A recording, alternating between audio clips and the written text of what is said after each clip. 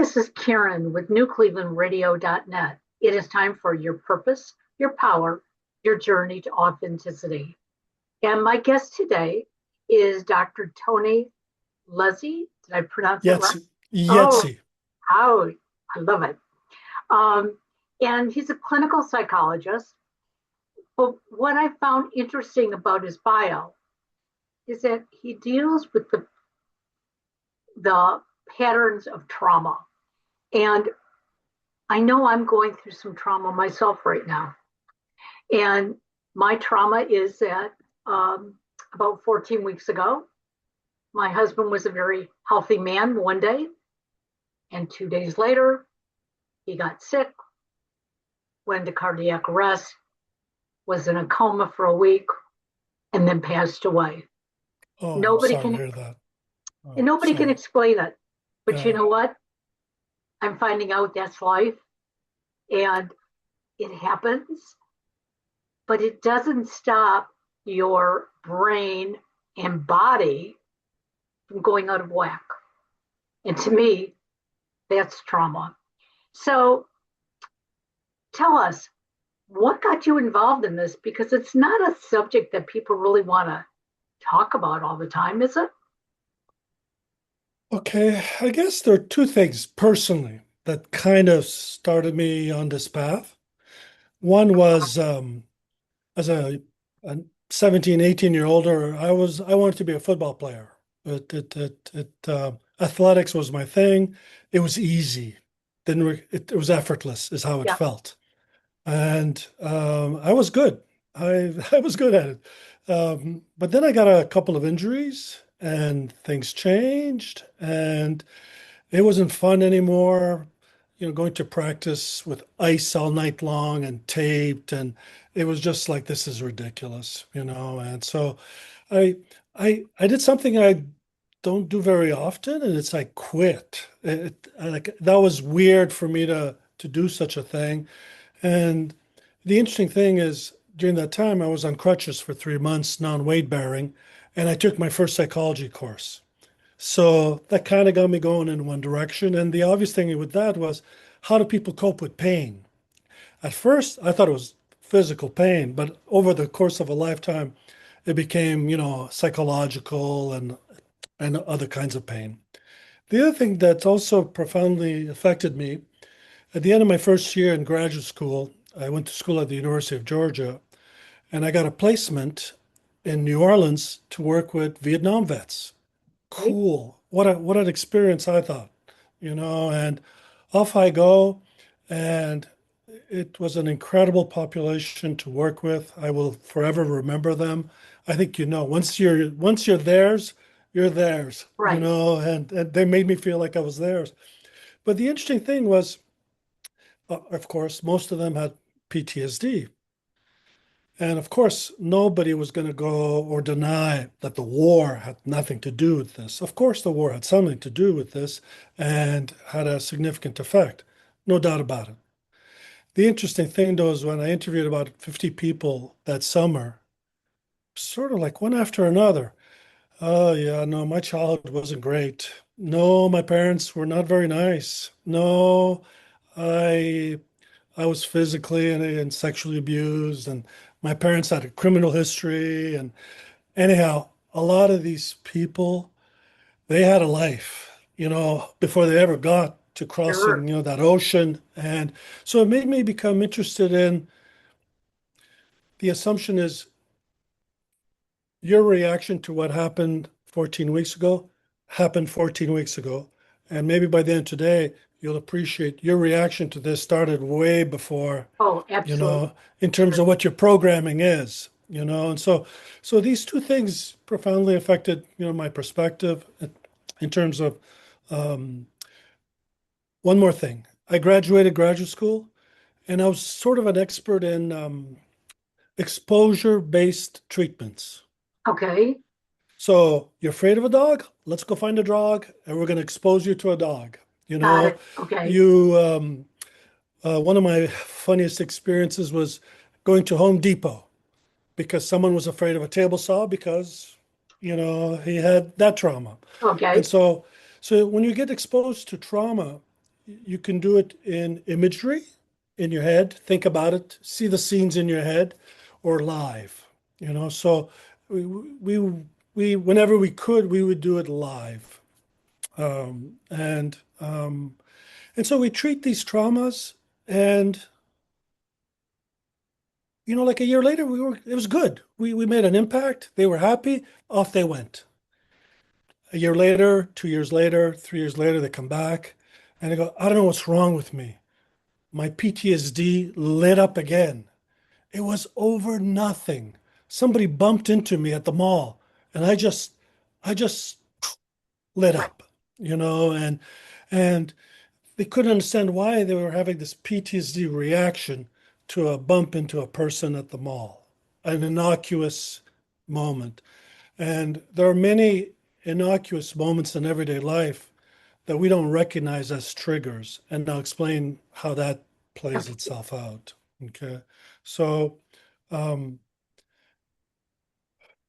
you understand 14 weeks ago,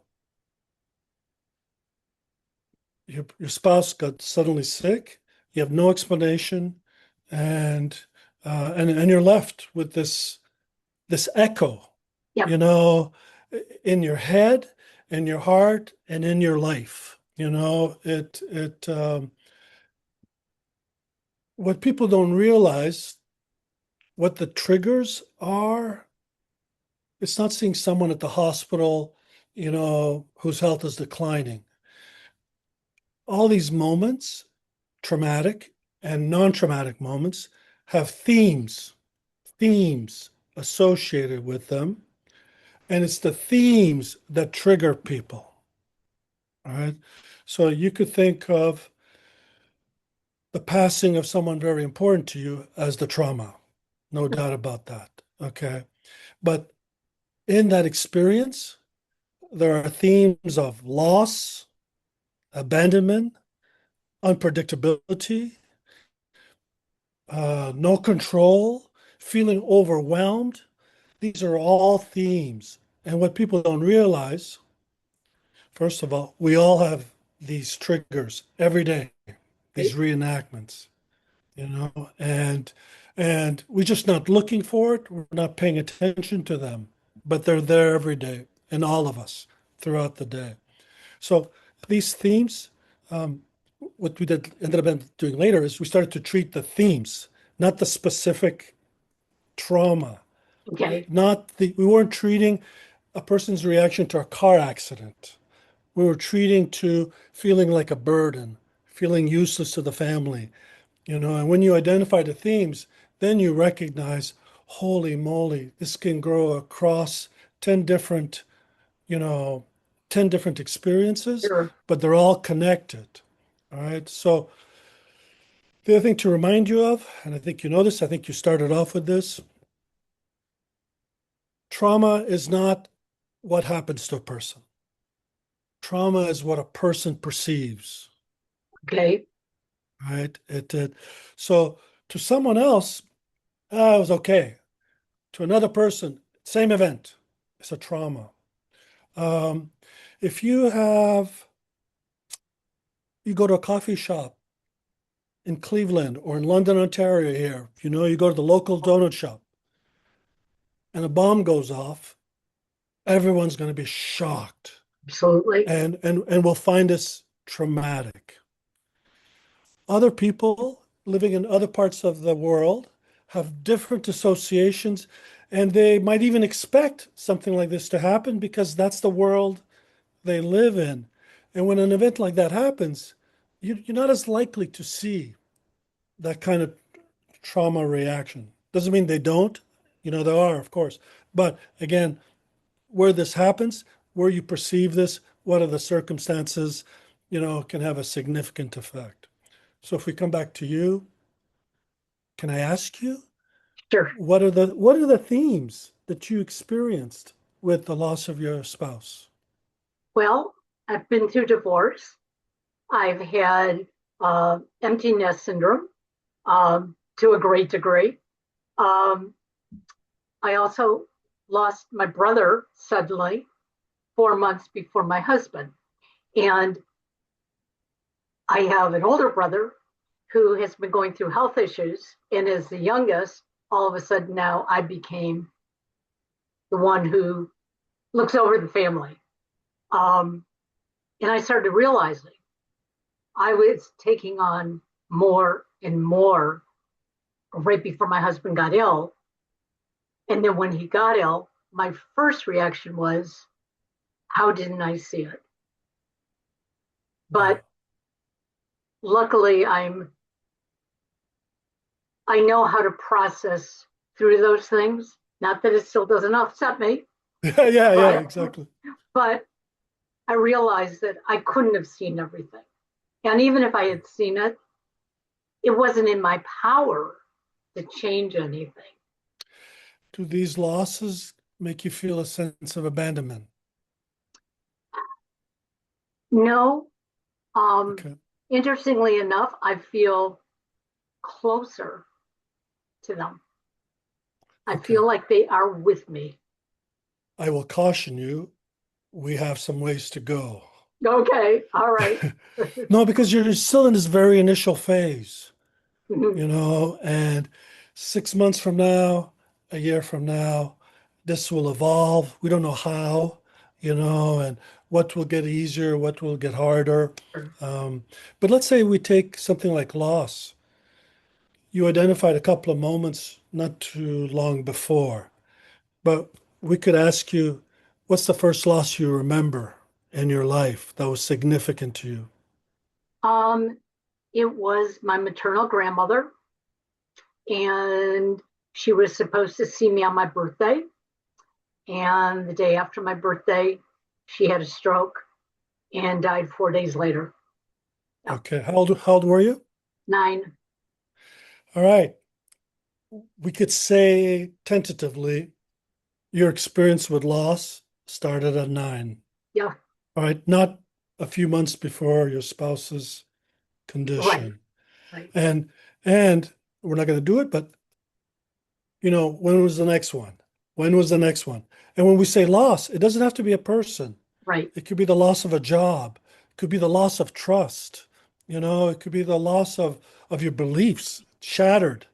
You know, I think you have some experience with autism, Yes, and then it nobody prepares anyone for that. no, This is, so these things lay on top of each other. And Helen, we all develop our sensitivities to the themes in our lives based on our life experiences. okay, yep, Okay? So just on the theme of loss, we could tread something recent and go all the way back to 9. And yeah, you go, oh, no wonder I'm, like this about loss. And then what happens is, but what else is associated with loss? For some people, it's abandonment. For some people, it's having no control. You know, for the upteen time in my life goes completely out of whack in a direction that was not predicted. right. You know, and so what happens sometimes for really organized, compulsive kind of people, rigid, who over control, so that nothing falls down and breaks on their shift. They're always prepared, they think. What ends up happening is other things happen, and makes a person feel less in control, which makes them feel work harder at trying to control. And now we're in a vicious cycle of, and so one person's reaction would be to over control. Another person might be to drink or eat and use a substance to cope and let go.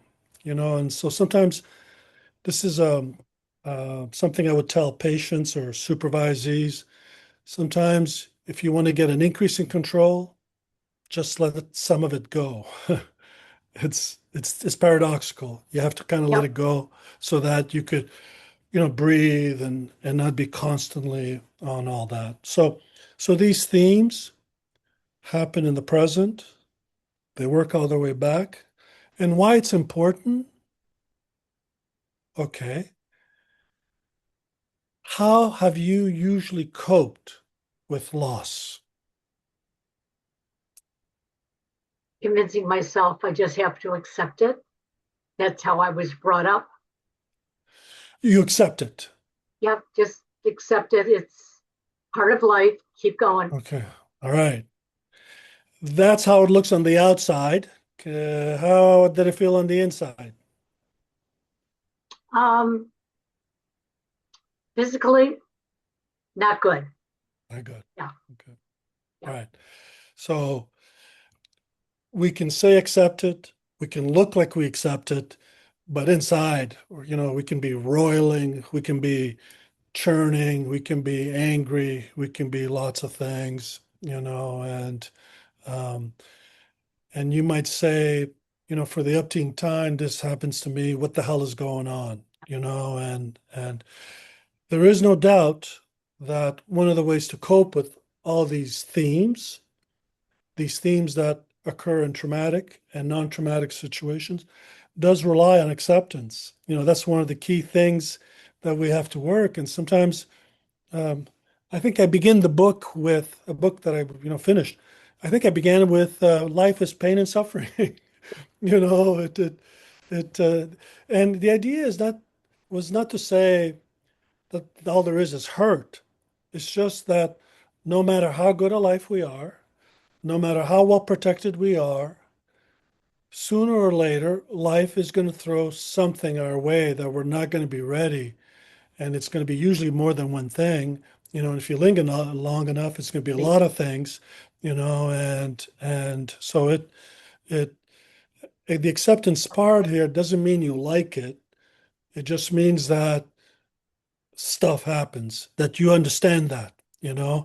But stuff happens is going to do little for you when you're going to be thinking about your spouse over the next year. Okay. Right. It's it's going to be a battle back and forth. Sure, And so what happens is if you cope, I'm going to speak in general now. Some sure. people cope with loss.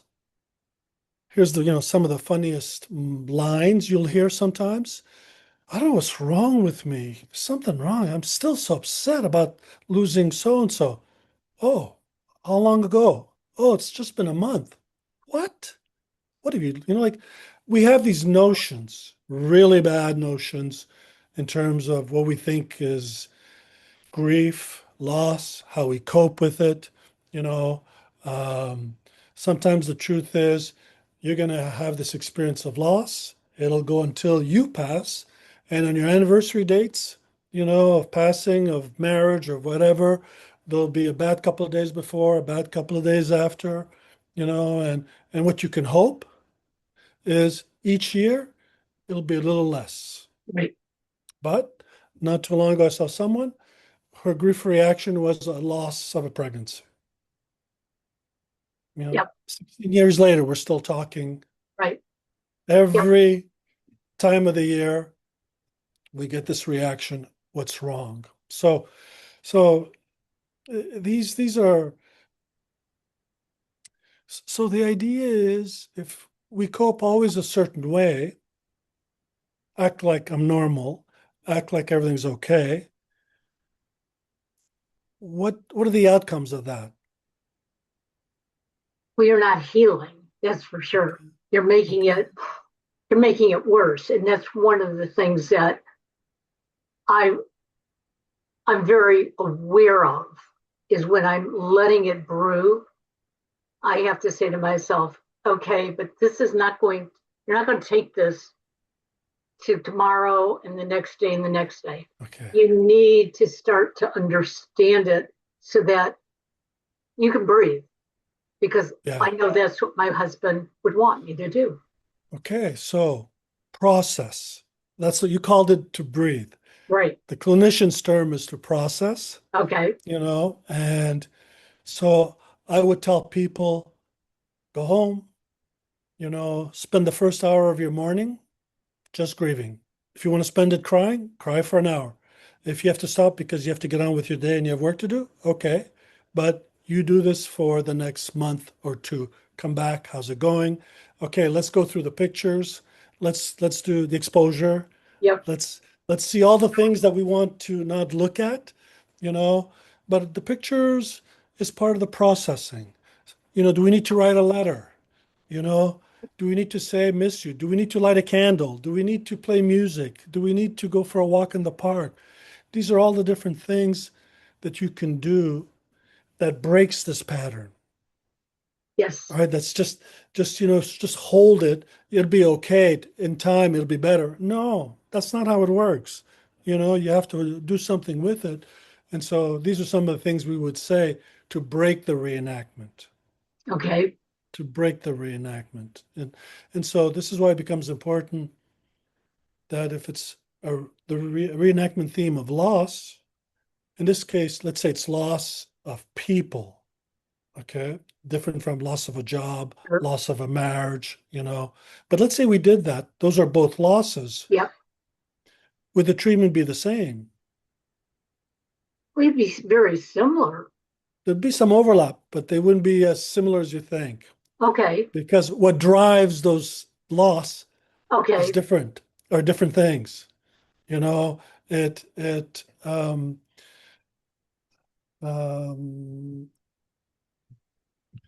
okay. Loss of a partner. Are you I should have asked permission. Are Yes. you okay Okay. with all my questions? Absolutely. Absolutely. Okay. So the loss of your partner is one thing, but for someone else, the loss of a marriage upon finding something going on, Sure. you know, It'd be different. it's loss, but it's Yeah. not the same thing, Right. and what we would probably do wouldn't be the same thing either. So Okay. this is why it becomes important to identify the themes, and because it allows us to break the reenactment. And so what started to happen, Karen, is when those people came back after we did all this trauma work, Yep. we start to go, okay, maybe you want to start to pay attention to these themes in your life, and then they started to notice, like, well, no wonder I lost it. So the guy who bumped into me at the mall, it wasn't that he bumped, I just didn't see him. He just caught me off guard. And it reminded me of being caught off guard, and it reminded me of experiences in the past where I paid a huge price for getting caught off guard. You know, I thought this was a date. I thought this was this. I thought I was interviewing for a job, or, like there are all kinds of things. There's a lot of bait and switch, if you want, in some of the experiences that some of us have, and so so, so what happens is in this moment, a nothing moment triggers that whole line of connections. Makes Okay. sense. So if we look at the specific moment on its own, Karen, from 0 to 100, that's a 20. A guy bumped to you, no big deal. Yeah. But if it's like that becomes based on experiences, that becomes 80. Right. All right. So it's again, it's not what happens. It's I should add, it's how you perceive it. Right. And I should add, how you perceive it is based on all the moments before. So when the Vietnam vets, the rage, the nonsense, the nonsensical experiences of war, they were talking about childhood, but they didn't make that connection. Right. Of And course not. so, and when that connection is made, people go, oh, so now they know. They can name this, instead of feeling, there's something wrong with me and I don't know what it is and I don't know, I can't figure it out, and the thing is, you can go to therapy and they can help with figuring it out. But I'll tell you, most therapies aren't focused on themes generally. They I, tend to I, yep. they tend to focus on these other things, and yeah, and so if you, here's another way to phrase this. I'll give you a medical version. Okay. If I have a lump on my bicep and I lop it off, am I good? Temporarily, maybe, but Because because you don't feel it. because you just took the top off. You still Yeah. left the roots. In the cancer world, you just leave one cell and it all comes back, Yeah. right? So the roots literally are these themes. And so when we took care of that trauma on the surface, we weren't really taking care of the trauma at the roots. And that's where the treatment needs to spend more time is at the roots, because then you know what you're being propelled by, you know, and then it will help you to to think differently and come up with a new action plan. Otherwise, most of us, if we're not paying attention, if we're clueless, if we're not aware, we repeat all the old habits. Absolutely. So if you were coached and trained, accept and demonstrate a good stiff upper lip, you're good. That's what you're going to do again and again and again. Or you could go, no, this isn't working. This isn't working. I got to do something else, and with grief, a lot of people, uh, most people don't even have a process. They just have a switch that they try to turn, at a certain point at the month or the 3 months, whoever told them some idea of what was acceptable, how we go back to work the next week for some of us, there are these things that we do that we put on this sense of normality, and that is wrong. And so doing anything that's different from what you did in the past would put you on the right track to things. Well, it's interesting because when my husband passed, I went into mom mode. Now, my sons are adults. It's not like they needed mommy, but I still went into mom mode. Um, and if it weren't for them to stop me, which was absolutely wonderful because I did take that time to start grieving. My first reaction was, I got to take care of them. And once I make sure that they're okay, then it's time for me. And almost immediately, it was like, stop what you're doing. You have done this our whole life. Now it's your turn. And I've never been one to let somebody else help me. Even my husband, it was like, no, I'm going to help you, honey. You're not going to help me. And that is what is making me face this differently. That's And, right. but I agree with you. There are moments as simple as going down and making a cup of coffee that I can be standing there staring at the coffee pot thinking, I'm never going to go on a trip with him again. And then it hurts. And then it's like, but why did I think of that? He wasn't a coffee drinker, but I'm making coffee and I'm thinking, but you know what? I absorb it, I think about it, and then I transfer it to, well, but I could go on a trip. And if that's what I want to do, but the reality of it is, I don't like to travel, so I'm probably not going to.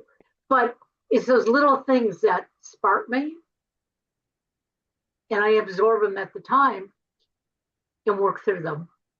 Yeah. So if it's not that, find something that meets the need, And so as you were talking, that I could hear another trigger, thematic trigger for you is you have lived a life of sacrifice.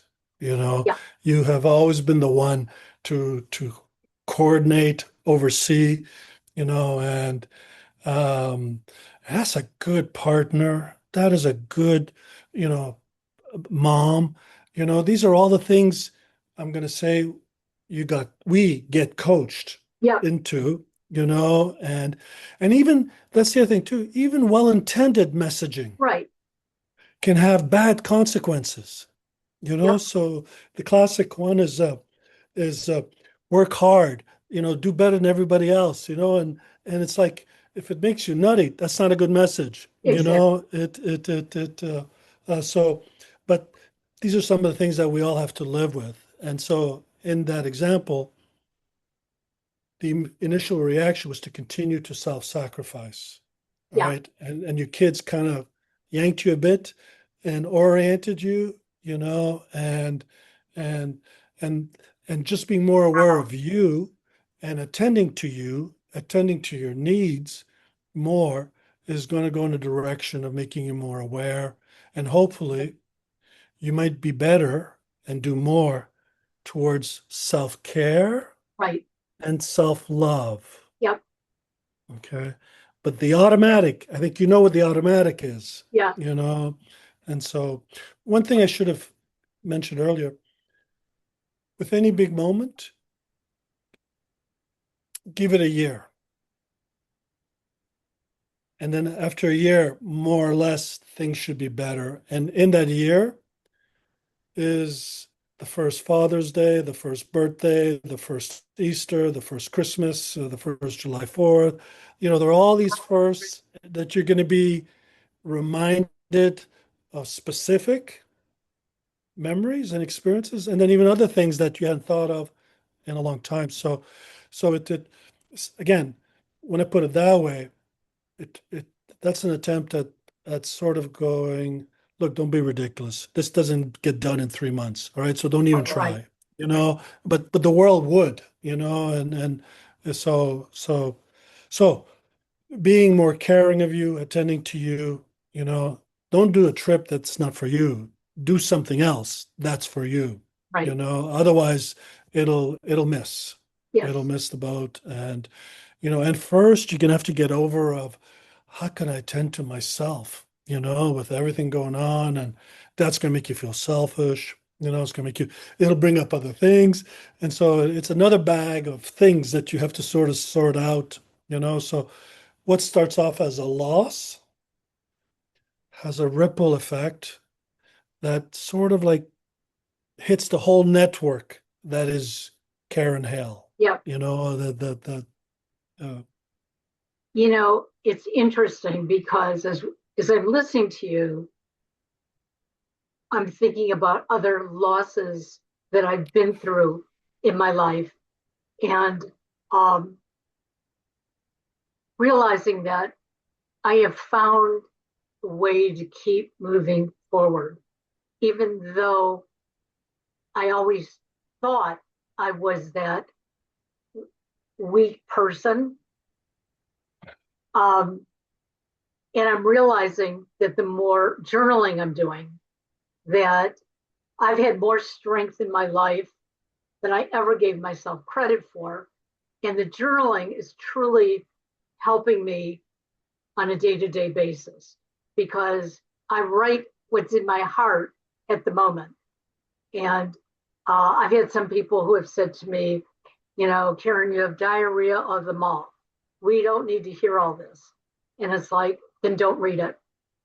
But I'm writing it for me, but I'm writing it for the person who's out there who may gain just a little bit from it. absolutely, yeah. Good for Because you. that's where I'm getting my inspiration from Good for people you. like you, from people who've been through this before. Um, I had one woman the other day say to me, "When did you stop crying?" The honest answer is, I haven't cried yet. And It's the coming. first couple weeks, I was angry because I wasn't crying. And luckily, one of my grief coaches said to me, "You don't have to cry. You may be crying on the inside, but you don't have to have tears dripping down your face. You have to be who you are and feel the way you feel." And as soon as they said that, it was like, you're right. I was a crier my whole life. I stopped crying the day my father died in 2004. So I don't need to cry, but I can still feel. Right. Well said. Yes. As long as you're feeling and how that will take its how it'll be manifested, is you'll decide that. And sometimes what is good today is not good tomorrow, and then vice versa. You should know that there are a couple of things we have people do who come into this treatment for this kind of stuff with reenactments. And Um, and I should say, a reenactment, a definition is it's a brain, body, and behavioral a pattern that Okay, that a response to a specific moment. Okay, so that's what we reenact is all the stuff in here, all the stuff in our body, and all the stuff in terms of how we respond. sure. Two things we do. First thing is I ask them to keep a journal. All right. I asked them to write about their incidents in a day or a week. Then they come back and we talk about the incident, a bump at the mall, and that becomes this whole thing. They journal to process. They journal to externalize all this, to get it out. They journal to see the patterns. They start to notice, what the hell? This has happened again. And so they start to notice. And then you start to ask them, what does this remind you of as well? So now it goes back into the past. And then they make that connection. And then it helps to come up with new ways of doing things. I've run groups for people who did this kind of work. And probably the most powerful thing I think they did was to write their biography. I have them write their biography. All right. And somebody will give you a two handwritten pager and somebody else will give you a 30-page single space typed, Yeah, you know, and there is something about incredibly powerful. So I like your idea about how this could help someone else, that there's something incredibly powerful about reading the biography and having someone listen to that biography, you know, and it's always a similar reaction. Everybody looks at each other when it's over and they're like, everyone recognizes they got something. yeah, Everyone recognizes it's a mess. You right, know, it's all a different mess. But it's a mess. And even when it's the same mess, let's say abuse. You know, that's still not the same thing. right, It's still not the same way. It's still not. So there are all kinds of things that that. So own your story, own your life, and what people do is okay, at the risk of, let it go. It's in your past. That's nonsense. All right. It is nonsense. All right. You do not let go of your past, no matter how much you look forward and act like you never look back, because everything you're doing today is dictated by right, that past. So the idea is to understand it so that you could live a different life in the present. All right. I mean, it's not to rehash everything. Sometimes that's where therapy goes. Over look under every rock, this happened and then this other thing happened. And, like some of that is okay, but sometimes that can really overwhelm a person and keep them stuck. And that's not, so we have to do this other thing of, but what do we do in the present that's different? And I think this is where you know, so just owning the story, writing the story, all that is a breaking of the reenactment. right. Because You know, most people just want to just yeah. keep everything. They don't want the horror of people looking at them and finding out this happened to you, this happened to you, and this happened to you. And they're usually not great. Yesterday, as I was reading on social media, so many women feeling left out. It was Mother's Day, didn't have their kids around, or they don't have kids, whatever it was. There was just all this sadness. And I thought about it, and it's like, I could sit here and be sad if I wanted to, because my one son lives in Chicago, the other one lives 2 hours away, and both of them were working yesterday on Mother's Day. Uh, I didn't think anything of it. It was like, that's okay, because I have my connections. And I realize it's how we decide to perceive what is good in our life.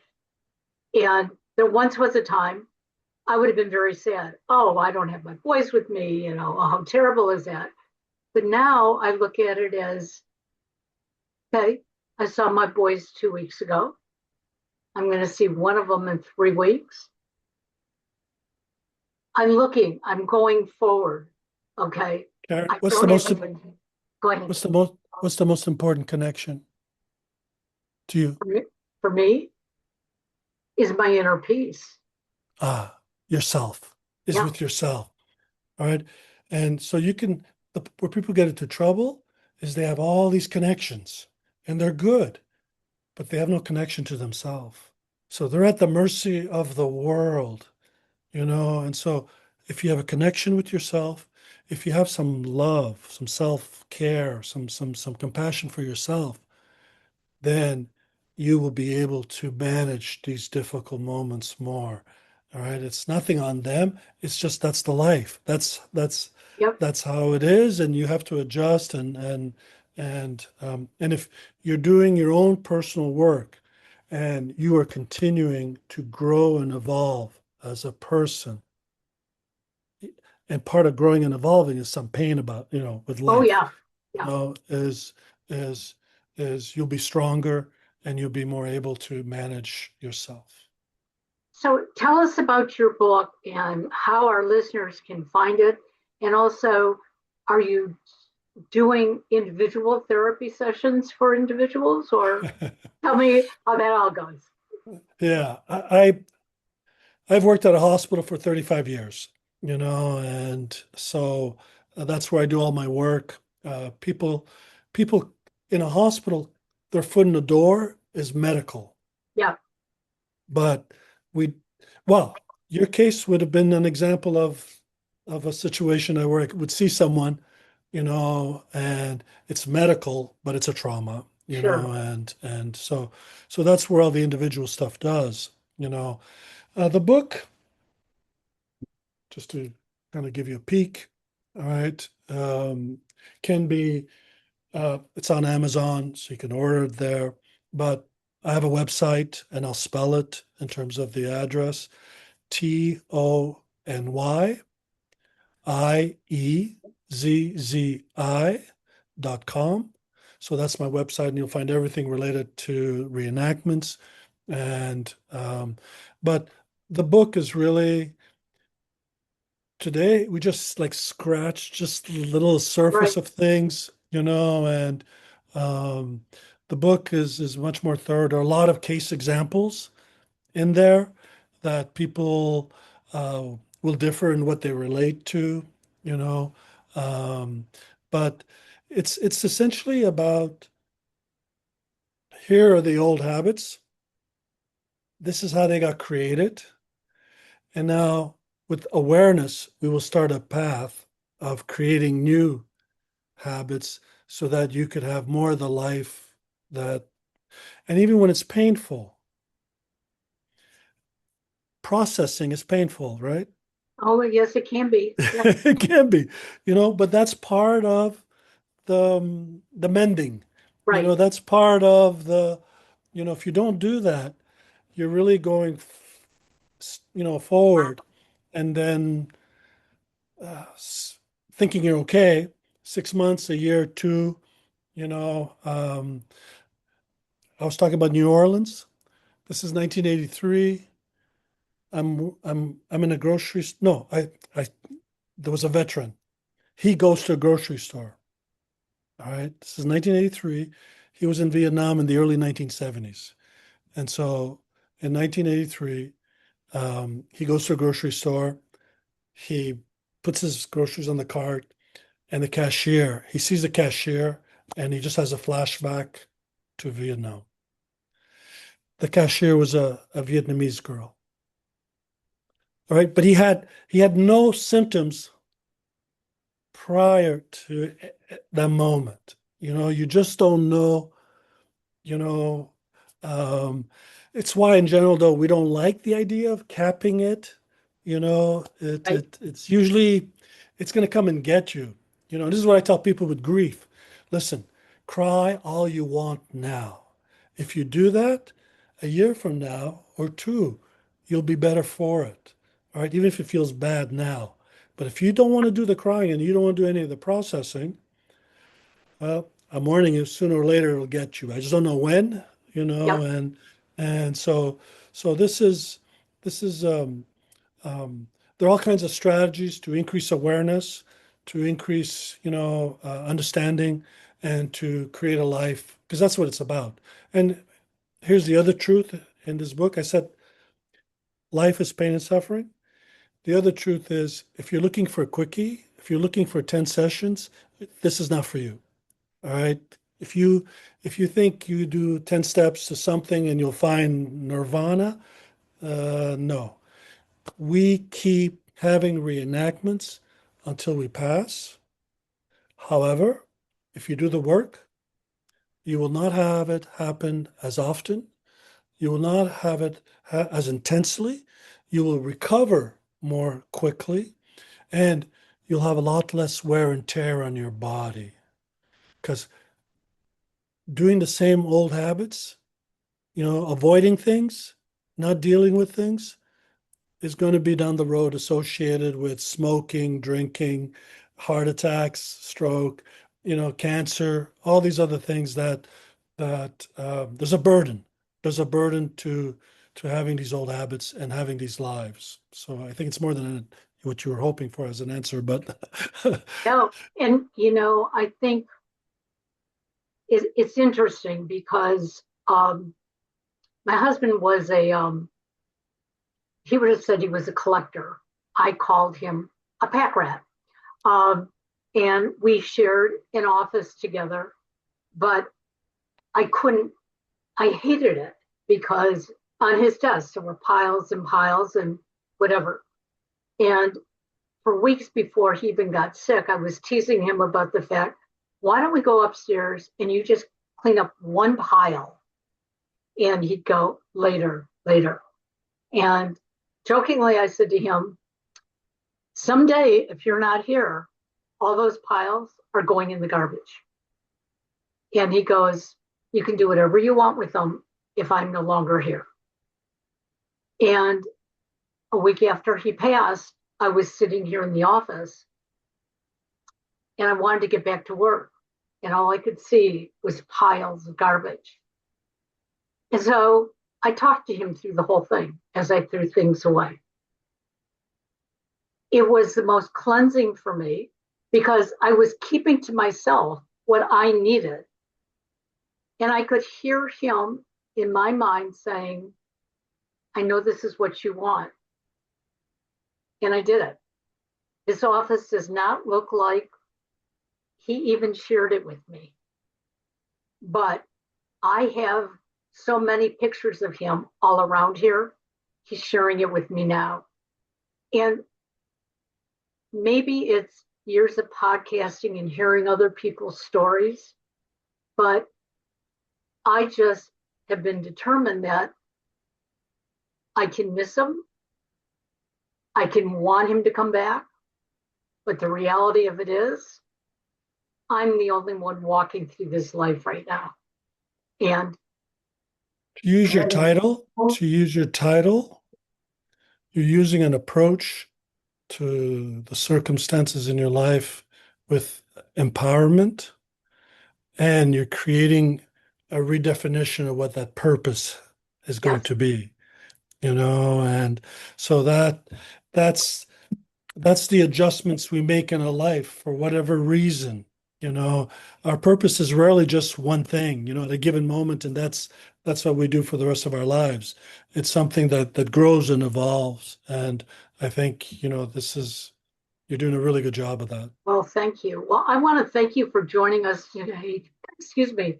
I want you also to know that we have another podcast we do on grief, and I am going to share your information with that host because I think we could just take this to the next Sure, level sure, on her sure. show. So you will be hearing from Allison in the very near future. I want Okay. to thank you again.